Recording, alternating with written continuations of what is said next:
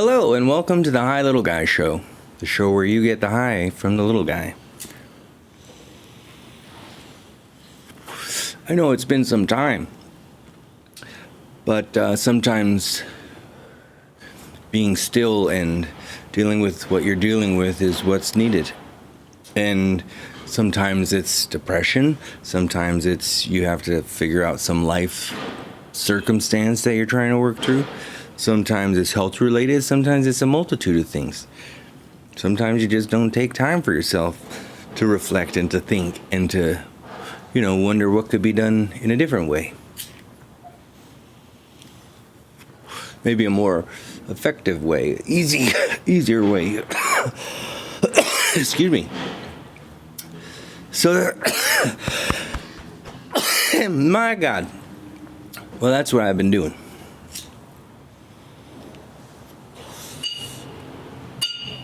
And I've also been on vacation, taking a holiday from the neighborhood to Europe.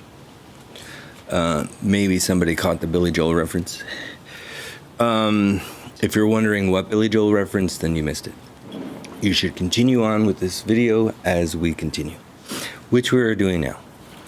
I went to Europe. And as you know, there's a lot going on. I was in Ireland, I was in England, and I was in France. Mainly to give a copy of my book to some celebrity that I went to see perform. That mission was accomplished, and I'm very grateful for that. And in the process of that, the book was embraced by fans by wanting to know why, what the book was about or why I was giving it to him.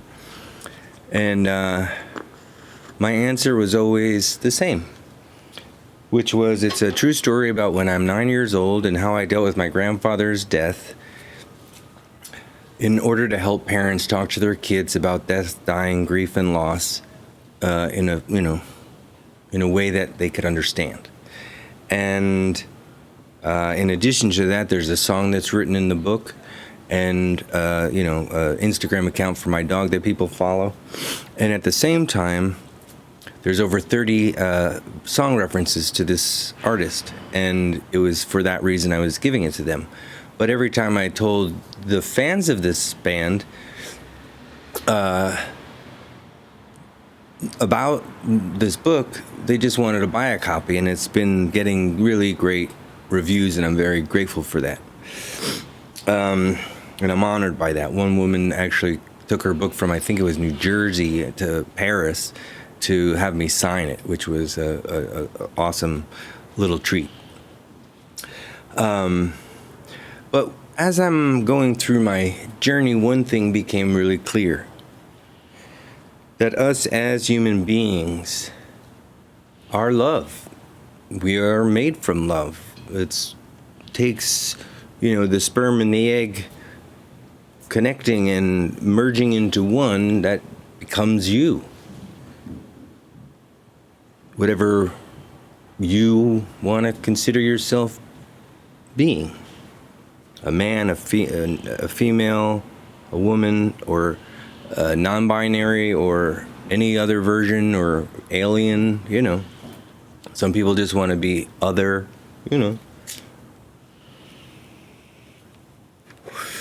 But it was clear that everybody is just out to enjoy life.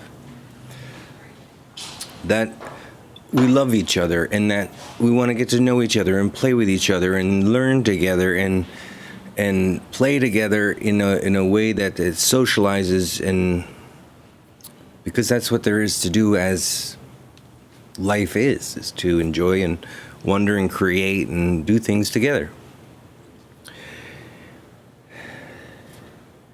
And life has a way of throwing in obstacles to where you don't know how something's going to work out, or you don't think something's going to work out, or you think it's over that it can work out.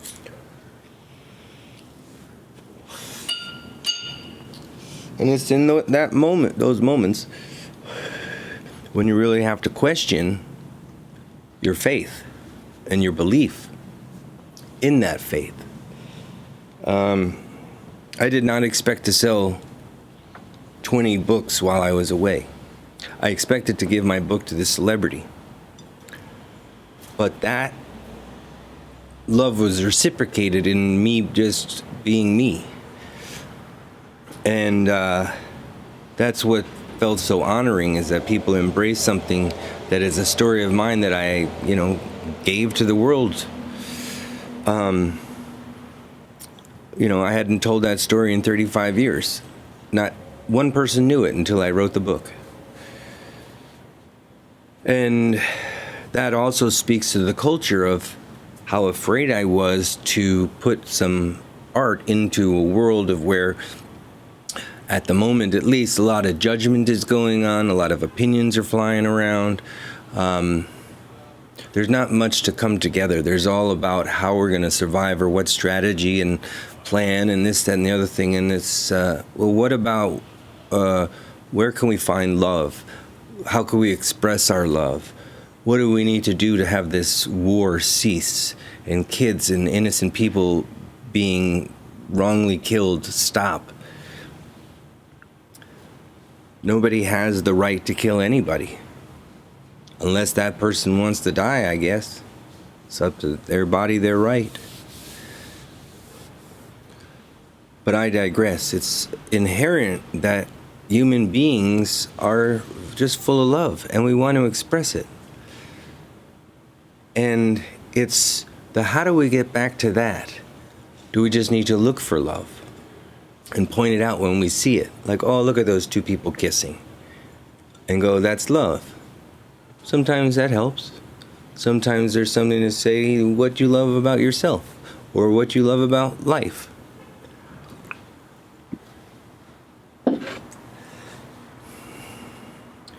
We have to start focusing our attention collectively on love as who we are. I wrote something down the other day, and it's like, if we're in hate, that's the wrong type of love. We don't need that. We need love. We need appreciation. We need acknowledgement. We need collaboration. We need creation. And we need to start asking questions if we don't understand somebody.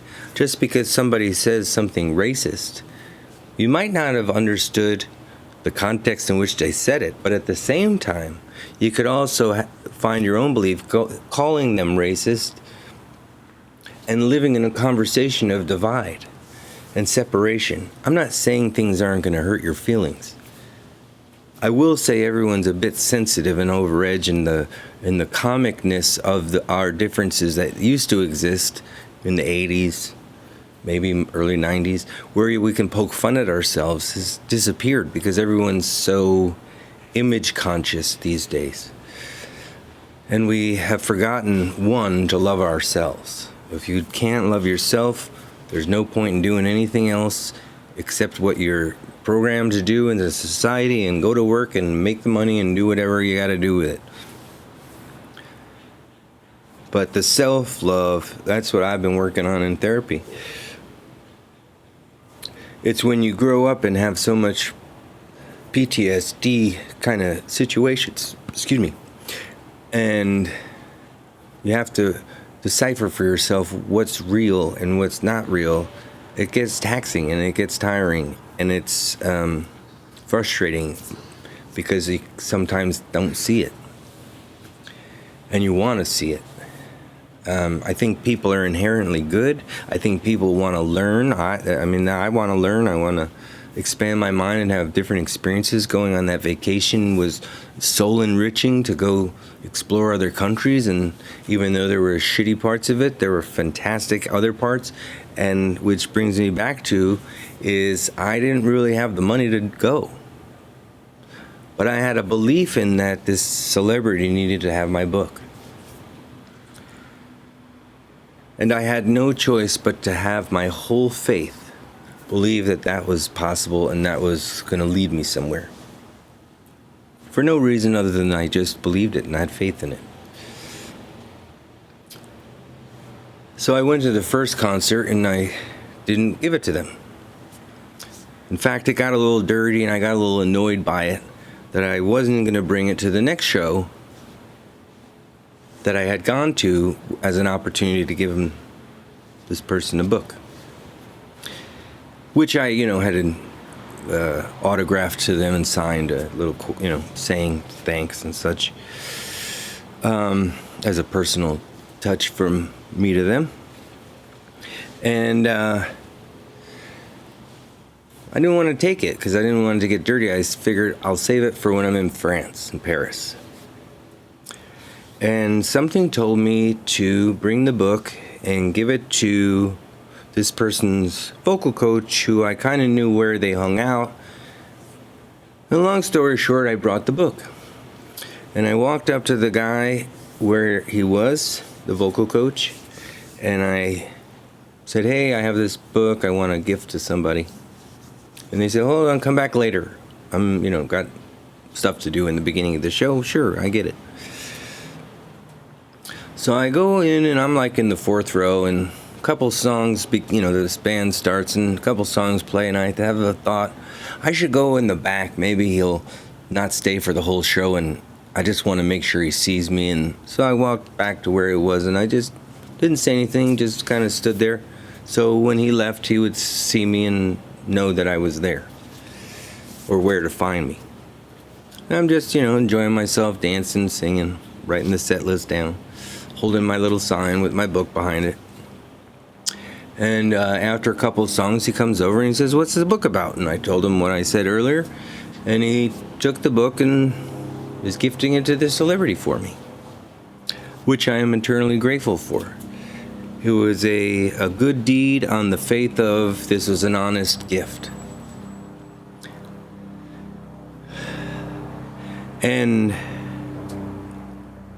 the only thing that I came away with was that I believed it was in the magic of what was possible, in the magic of there is a plane going overhead, and I'm sure it's going to be done soon. But there's a magic and an energy in having the faith and the belief in what you're doing with conviction, in fact, but without evidence. There's no evidence it's going to go this way. It's that kind of faith that I'm talking about. You throw your eggs in the basket, but by intuition, by a feeling, by a thought, by a possibility. And the magic that just kept showing up after I knew he had my book. I sold 20 books on the way, people just asking about it. I didn't expect that. I had, my picture taken by their photographer, and it was sent to me, and I got a great picture of me and my sign at the show. It was a great momentum. I also got a pick and a set list from the show that I was at in Paris, and that meant a lot. And the band even recognized my sign that I hold up. And it was just such a magical experience, like it couldn't have been any better. But it unfolded for me. It was effortless. I was in my faith that I'm supposed to be here, that I'm supposed to go this way, that I'm supposed to be doing this. And sometimes you don't allow yourself to have that. And it's a practice in letting go of our worry and our concerns and our doubts, if you will, and have faith in what's to come. And, it might be positive thinking, but it's not that. It's just having a knowing that I'm going to trust that this is going to happen, and the way is going to be shown to me as it says. A way will be shown. And if you follow, then that's where the trust and the belief and the faith that you're going in the right direction to have something be accomplished is happening. There will be signs. And you have to pay attention to the signs. Oh, this happened. That reinforces something and tells me I'm going in the right direction. This doesn't feel right. I don't know if this is the right way. I think I really want to go and do that way. Well, that's the way to go. Follow that thought pattern. But when it's intuitive, you're present and you're paying attention to what's going on. You're almost doing nothing until something shows itself to be done.